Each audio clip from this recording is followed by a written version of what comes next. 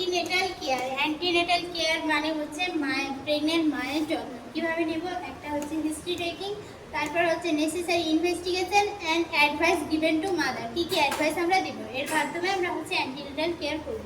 কী কী পারপাস আছে অ্যান্টিনেটাল কেয়ারে? To screen high risk, to prevent complication, to educate mother and to discuss with the couple. এটা হচ্ছে আমার অ্যান্টিনেটাল কেয়ার।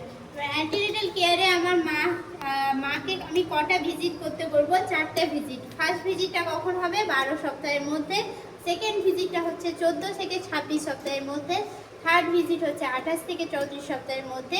ফোর্থ ভিজিটে হচ্ছে 36 থেকে টার্ম পর্যন্ত। ঠিক আছে, এবার মাটা যখন ফার্স্ট ভিজিটে আসে আমি কি করব? মায়ের হিস্ট্রি নেব। কী কী হিস্ট্রি নেব? History of illness, history of present pregnancy, obstetrical history, menstruation history.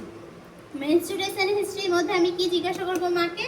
Or last menstruation period. সেটার উপর ভিত্তি করে আমরা ইডিটি ক্যালকুলেট করব। তারপরে মাকে জিজ্ঞাসা করব মেনস্ট্রুয়াল সাইকেল কতদিন হয়, আর menstruation duration, cycle and duration. ঠিক আছে, এটা হয়ে গেল menstruation history. Then come to obstetrical history. Obstetrical হিস্ট্রিতে আমি মাকে কি জিজ্ঞাসা করবো?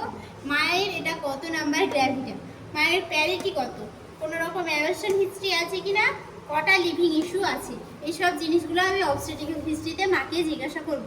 ঠিক আছে, হিস্ট্রি গেল। দেন কাম টু নেসেসারি ইনভেস্টিগেশন, মানে কি? Physical examination, systemic examination, abdominal examination, এই সব জিনিসগুলো আসবে। ফিজিক্যাল এক্সামিনেশনে আমি কি করব? ফিজিক্যাল এক্সামিনেশন আমি হচ্ছে হাইট চেক করব, ওয়েট চেক করব, মায়ের ওজন 7 থেকে 9 কিলো বেড়েছে কিনা। তারপরে হচ্ছে মায়ের অ্যানিমিয়া চেক করব, ইডিমা চেক করব। ইডিমা কোথায় কোথায় চেক করব? Pedal oedema, 1/3 of tibia, medial malleolus and dorsum of the foot. এইসব মায়ের ইডিমা কেন ডেভেলপ করতে পারে? মা যদি হাইপারটেনসিভ মাদার হয় আর সাথে যদি মায়ের নেফ্রোটিক সিনড্রোম থাকে তাহলে সেই ক্ষেত্রে পিটাল ইডিমা ডেভেলপ করতে পারে। দেন কাম টু সিস্টেমিক এক্সামিনেশন, এখানে আমরা কি করব? হার্ট, লাংস, এইসব জিনিসের এক্সামিনেশন করব।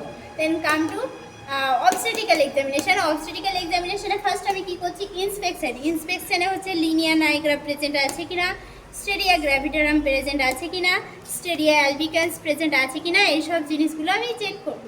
তারপরে কি করব? আমি অস্কালটেশন করব। কি অস্কালটেশন করব? Fetal heart sound. Fetal heart sound normal আছে কিনা। ফিটাল হার্ট সাউন্ড মেনলি আমরা পাবো 120 to 160। তো অস্কালটেশন করে আমরা ফিটাল হার্ট সাউন্ডটা চেক করব। প্যালপেশনে কি করব? প্যালপেশনে আমি গ্রিপ দেখব। কোন কোন grip? Fundal grip, lateral grip, pelvic grip, Pawlik grip. Fundal গ্রিপে কি প্রেজেন্ট পাবো আমরা? বাটাক্স প্রেজেন্ট আছে নাকি হেড প্রেজেন্ট আছে সেটা দেখবো। ল্যাটারাল গ্রিপে কি দেখবো আমরা?